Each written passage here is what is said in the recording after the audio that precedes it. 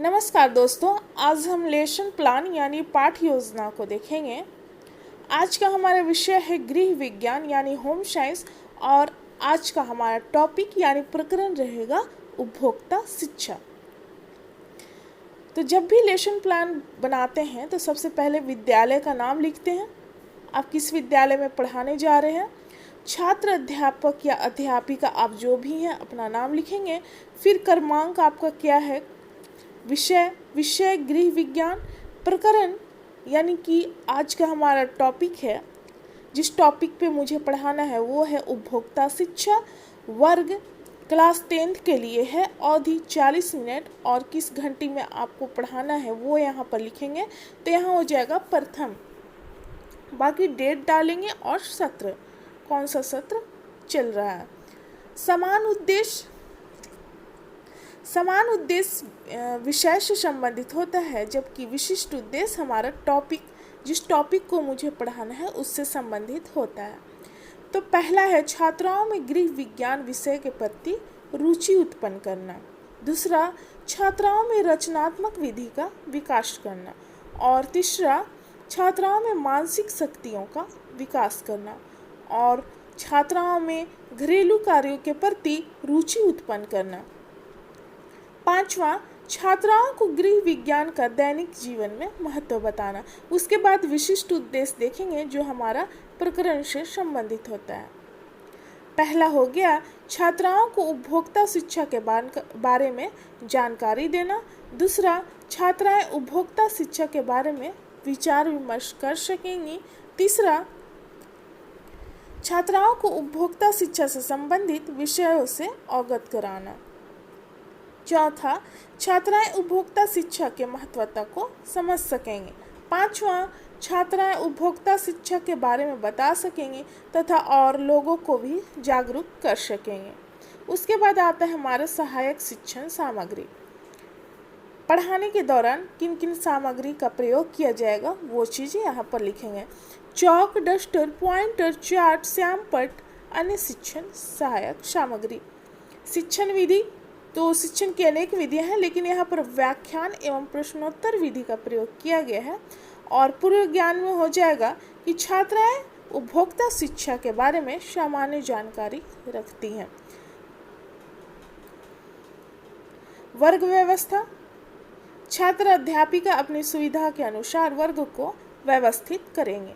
उसके बाद प्रस्तावना आता है, तो प्रस्तावना में 2 कॉलम बनता है, एक छात्र अध्यापिका कथन और एक छात्र संभावित उत्तर। छात्र अध्यापिका कथन में छात्र जो टीचर होते हैं पढ़ाने वाले वो प्रश्न करते हैं छात्रों से और उसका उत्तर यहाँ पर छात्र संभावित उत्तर में लिखा जाएगा। ये प्रश्न की संख्या लगभग 4 या 5 होनी चाहिए और ये प्रश्न और उत्तर एक दूसरे से संबंधित होना चाहिए। उत्तर से यहाँ पर प्रश्न बनता है। और लास्ट में जिस टॉपिक को मुझे पढ़ाना है, जैसे कि उपभोक्ता शिक्षा है, तो वो निकल कर आना चाहिए 5th आंसर में। तो पहला प्रश्न यहाँ किया जा रहा है छात्र अध्यापिका द्वारा कि मनुष्य को जीवित रहने के लिए किन चीज़ों की आवश्यकता होती है। तो इसका उत्तर है भोजन, वस्त्र, आवास एवं खाद्य पदार्थ आदि। इसी से संबंधित दूसरा प्रश्न है भोजन एवं वस्त्र आदि वस्तुएं कहाँ मिलती हैं, तो बाजार में। और इसी से संबंधित तीसरा प्रश्न, बाजार में वस्तुएं बेचने वाले को क्या कहते हैं, जो बेचते हैं, तो विक्रेता। विक्रेता द्वारा कैसी वस्तुएं उपलब्ध कराई जाती है, तो वो कभी अच्छी वस्तु के साथ साथ मिलावटी वस्तु भी दे देते हैं। मिलावटी वस्तुओं से बचने के लिए किन चीज़ों की जानकारी होना आवश्यक है, तो उपभोक्ता शिक्षा। तो यहाँ पर आज हम उपभोक्ता शिक्षा को देखेंगे। छात्र अध्यापिका कथन में हो जाएगा उपभोक्ता शिक्षा। उसके बाद पाठ की उद्घोषणा। तो आज हम लोग उपभोक्ता शिक्षा के बारे में विस्तार पूर्वक अध्ययन करेंगे।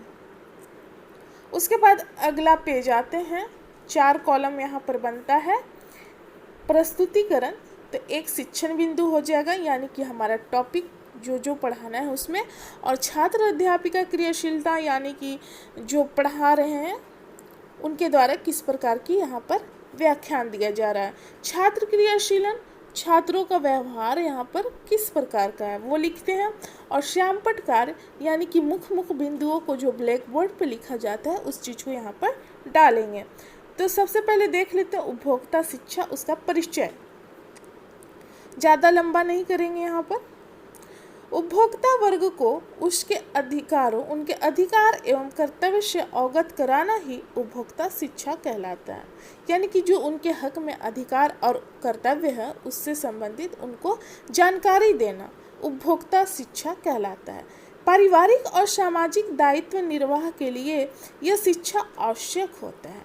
इसके बिना पारिवारिक ढांचा प्रभावित हो सकती है और सामाजिक स्तर पर पिछड़ने की स्थितियां एवं समस्याएं पैदा हो सकती हैं। बाजार से दैनिक उपभोग के सामानों की खरीद के क्रम में उपभोक्ता को जांचने, परखने और कीमत से संबंधित अधिकार प्राप्त है, जिसका संबंध उपभोक्ता शिक्षा से है।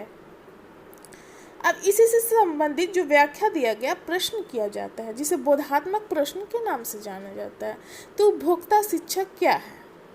तो छात्राएं यहाँ पर उत्तर देती हैं कि उपभोक्ता वर्ग को उनके अधिकार और कर्तव्य से अवगत कराना ही, उनके संबंध में क्या उनको अधिकार मिला है, उनका क्या कर्तव्य है, उससे अवगत कराना ही उपभोक्ता शिक्षा कहलाता है। और देखेंगे छात्रों का क्रिया किस प्रकार है। यहाँ छात्राएं ध्यानपूर्वक कक्षा में छात्र अध्यापिका द्वारा पढ़ाए जा रहे कथनों को सुनेंगी। अब ब्लैक बोर्ड वर्क में देखते हैं। उपभोक्ता शिक्षा हमारा प्रकरण है, तो उपभोक्ताओं को उनके अधिकारों कर्तव्यों को अवगत कराना है इस माध्यम से। दूसरा, वस्तुओं की क्रय एवं विक्रय से संबंधित पर्याप्त जानकारी में यह शिक्षा सहायक होता है। अब अगला हमारा शिक्षण बिंदु है उपभोक्ता शिक्षण से संबंधित जानकारी। उपभोक्ता शिक्षा में निम्नलिखित जानकारियों को सम्मिलित किया गया है, उसको देखेंगे। और यहाँ पर छात्र क्रियाशीलन में देख लेते हैं, छात्राएं कक्षा में अनुशासन बनाए रखेंगे। और ब्लैक बोर्ड वर्क में देख लेते हैं, वस्तुओं की गुणवत्ता की पहचान में यह सहायक होता है और मोल भाव से संबंधित पर्याप्त जानकारी होता है कि कितनी कीमत है। अब देखते हैं शिक्षण बिंदु। उपभोक्ता शिक्षा में निम्नलिखित जानकारी को सम्मिलित किया गया है। पहला, बाजार में उपलब्ध वस्तु की गुणवत्ता की पहचान में सहायक होता है। दूसरा, हानिकारक वस्तुओं के बारे में चेतावनी। आय के अनुसार उपभोक्ता वस्तुओं का चयन करता है। मोल भाव की अनुबंधन शक्तियां और उपभोक्ता संरक्षण कानून के प्रावधान जैसे माल के क्रय विक्रय में धोखाधड़ी, बेईमानी, उपभोग से हुई हानि की पूर्ति के संबंध में कानूनी कार्रवाई आदि। अब इसी से संबंधित प्रश्न किया जाएगा, बोधात्मक प्रश्न। उपभोक्ता शिक्षा से संबंधित दो जानकारी बताएं। तो छात्राएं यहाँ पर उत्तर देती हैं कि बाजार में उपलब्ध वस्तुओं की गुणवत्ता की पहचान में यह सहायक होता है। और दूसरा, हानिकारक वस्तु के बारे में चेतावनी जो होती है उससे भी जानकारी मिलती है। तो व्यक्ति उपभोक्ता सतर्क रहता है, उन वस्तुओं की खरीदारी नहीं करता है। अब अगला शिक्षण बिंदु देखते हैं, एक अच्छे उपभोक्ता में क्या गुण होना चाहिए। अच्छा उपभोक्ता वही होता है जो विभिन्न वस्तुओं के चयन के समय सतर्क रहता है और समझदारी से खरीदारी करता है। इस प्रकार अच्छे उपभोक्ता के गुण निम्नलिखित हैं। पहला, भ्रामक विज्ञापन से बचना। दूसरा, वस्तुओं का लेबल के आधार पर खरीदना। तीसरा, किसी वस्तु को जल्दबाजी में ना खरीदना। चौथा, दिन में खरीदारी करना। पांचवा, वस्तुओं की सूची बनाना। ट्रेडमार्क वाली वस्तु खरीदना, जैसे एक मार्क का चिन्ह होता है आपका, ISI का होता है। अगला, सामानों को माप तोल कर खरीदारी करना। छात्र क्रियाशीलन में देख लेंगे, छात्राएं श्यामपट्ट में लिखे जा रहे वाक्यों को अपने कॉपी में लिखेंगे। और ब्लैक बोर्ड वर्क में गुण क्या क्या होना चाहिए, तो इसी का शॉर्ट टर्म में लिख देंगे। भ्रामक विज्ञापन से बचना, ट्रेडमार्क वाली वस्तु की खरीदारी करना, माप तोल कर सामान की खरीदारी करना। अब बोधात्मक प्रश्न देखेंगे, अच्छे उपभोक्ता के दो गुणों को बताएं। तो पहला हो जाएगा सामानों को माप तोल कर खरीदना। दूसरा, ट्रेडमार्क वाली वस्तु खरीदना। अब अगला शिक्षण बिंदु है उपभोक्ता शिक्षा की आवश्यकता का महत्व। उपभोक्ता शिक्षा उपभोक्ताओं के संरक्षण एवं विकास में सहायक होता है। इसकी आवश्यकता और महत्व देखेंगे। पहला है सही वस्तु खरीदने की क्षमता का विकास होना।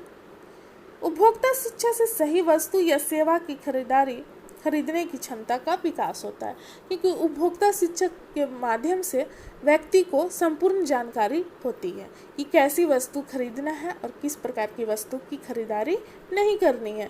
दूसरा, हानिकारक वस्तुओं के उपभोग पर रोक। उपभोक्ता शिक्षा से उपभोक्ताओं की यह ज्ञात हो जाता है कि कौन सी वस्तु स्वास्थ्य के लिए हानिकारक है और कौन सी वस्तु जीवन स्तर में सुधार करने में सहायक होती है, और कौन सी वस्तु किस उद्देश्य के लिए और किस उपयोग के लिए सर्वाधिक उपयोगी होगी। यह जानकारी उपभोक्ता शिक्षा के माध्यम से होता है। छात्र क्रियाशील में हो जाएगा, छात्राएं ध्यानपूर्वक सुनेंगी और ब्लैक बोर्ड वर्क में देख लेंगे उपभोक्ता शिक्षा की आवश्यकता और महत्व कैसे है। तो सही वस्तु खरीदने की क्षमता का विकास होता है इससे, और अगला है हानिकारक वस्तु के उपयोग से बचाव होता है। अब बोधात्मक प्रश्न देख लेंगे। ऊपर जो व्याख्या दिया गया उसी से संबंधित प्रश्न, उपभोक्ता शिक्षा की आवश्यकता क्यों होती है। तो इसका उत्तर है, छात्राएं उत्तर देती हैं कि उपभोक्ता शिक्षा के माध्यम से व्यक्ति में सही वस्तु खरीदने की क्षमता का विकास होता है। अब प्रस्तुतिकरण यहाँ पर समाप्त होता है। अब उसके बाद छात्रों का मूल्यांकन किया जाता है कि उन्होंने क्या सीखा, जो व्याख्यान दिया गया, जो पढ़ाया गया, तो उस विषय से उन्होंने क्या अधिगम किया। तो पहला प्रश्न है उपभोक्ता शिक्षा क्या है। दूसरा, उपभोक्ता शिक्षा से संबंधित क्या क्या प्रावधान है। तीसरा, एक अच्छे उपभोक्ता के क्या गुण होना चाहिए। चौथा, उपभोक्ता शिक्षा की आवश्यकता क्यों होती है। और पांचवा, उपभोक्ता शिक्षा का क्या महत्व है। अब उसके बाद पुनरावृत्ति, जो पढ़ाया गया है उसी का यहाँ पर शॉर्ट टर्म। पहला है उपभोक्ताओं को उसके अधिकार एवं कर्तव्य से अवगत कराना ही उपभोक्ता शिक्षा कहलाता है। दूसरा, उपभोक्ता शिक्षा के माध्यम से वस्तुओं की गुणवत्ता की पहचान आसानी से की जाती है। अगर व्यक्ति को नॉलेज रहेगा उस विषय के बारे में, तभी वह उसकी पहचान आसानी से कर सकता है। तीसरा, इसके माध्यम से भ्रामक विज्ञापन से बचा जा सकता है, क्योंकि शिक्षा के माध्यम से भ्रामक वस्तुओं को प्रयोग करने से रोकने का प्रयास किया गया है। अगला है सही वस्तु खरीदने की क्षमता का विकास होता है, क्योंकि अगर पर्याप्त जानकारी रहेगी तो व्यक्ति सही वस्तु को खरीदारी करेगा।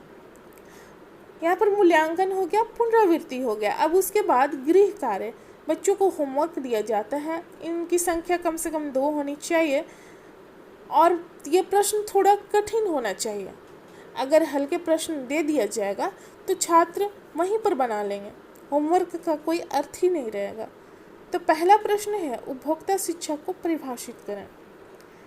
अगला, उपभोक्ता संरक्षण से संबंधित प्रावधान का वर्णन करें। तो यहाँ पर हमारा लेसन प्लान समाप्त होता है। ये सारे टर्म थे।